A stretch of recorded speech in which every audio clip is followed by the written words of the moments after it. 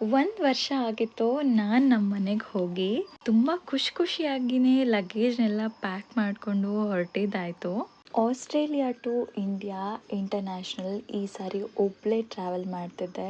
ತುಂಬಾ ಎಕ್ಸೈಟೆಡ್ ಆಗಿದೆ. ನನಗೆ ಸೋಲೋ ಟ್ರಾವೆಲಿಂಗ್ ಅಂದರೆ ತುಂಬಾ ಇಷ್ಟ. ಇದು ಒಂಥರ ಹೊಸ ಎಕ್ಸ್ಪೀರಿಯನ್ಸ್. ನನ್ನ ಅಪ್ಕಮಿಂಗ್ ವ್ಲಾಗ್ಸಲ್ಲಿ ಹೇಗಿತ್ತು ಜರ್ನಿ ಅಂತ ಹೇಳ್ತಾ ಹೋಗ್ತೀನಿ. ಡಿಪಾರ್ಚರ್ಸ್ ಹತ್ರ ಹೋಗೋವರೆಗೂ ನನಗೆ ರಿಯಲೈಸ್ ಆಗಲಿಲ್ಲ ನಾನು ನಮ್ಮ ಚಂದುನ ಬಿಟ್ಟು ಇಂಡಿಯಾಗೆ ಹೋಗ್ತಾ ಇದ್ದೀನಿ ಅಂತ. I know it's a short trip to India, but ನಮಗೆ ಅದು ತುಂಬಾ ಹಾರ್ಡ್ ಆಗಿತ್ತು. ಬಿಕಾಸ್ ಯಾವತ್ತೂ ನಾನು ನನ್ನ ಹಸ್ಬೆಂಡ್ನ ಬಿಟ್ಟು ಇರಲೇ ಇಲ್ಲ ಅಷ್ಟು ದಿನ. ನನ್ನ ಹಸ್ಬೆಂಡ್ ತುಂಬ ಅಂದರೆ ತುಂಬಾ introvert, but for the first time ಅವರು ನಾನು ಹೊರಟಾಗ ಕಣ್ ತುಂಬಿಕೊಂಡ್ರು. ಲಾಸ್ಟ್ ಡೇ ನಾನು ಹೋಗೋವರೆಗೂ ನನ್ನನ್ನು ತುಂಬ ಸ್ಟ್ರಾಂಗ್ ಮಾಡ್ತಾಯಿದ್ರು. ಬಟ್ ಏನಾಯಿತೋ ಗೊತ್ತಿಲ್ಲ, ಡಿಪಾರ್ಚರ್ಸ್ ಬೋರ್ಡ್ ಹತ್ರ ಹೋಗ್ತಿದ್ದಂಗೆ ಇಬ್ಬರು ತುಂಬಾ ಎಮೋಷ್ನಲ್ ಆಗಿಬಿಟ್ರಿ. ಆ್ಯಕ್ಚುಲಿ ನಾನು ಸ್ಟ್ರಾಂಗ್ ಆಗೇ ಇದ್ದೆ, ಬಟ್ ಏನೋ ಗೊತ್ತಿಲ್ಲ, ಅವ್ರು ಅಳೋದನ್ನು ನೋಡಿ ನನಗೆ ಕಂಟ್ರೋಲ್ ಮಾಡೋದಕ್ಕೆ ಆಗಲಿಲ್ಲ.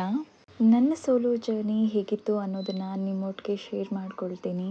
ನನ್ನ ವ್ಲಾಗ್ಸ್ಗೆ ಸಪೋರ್ಟ್ ಮಾಡ್ತಾ ಇರೋ ಪ್ರತಿಯೊಬ್ಬರಿಗೂ ತುಂಬಾ ಥ್ಯಾಂಕ್ ಯು. ಹಾಗೆ ತುಂಬಾ ಲವ್ ಯು.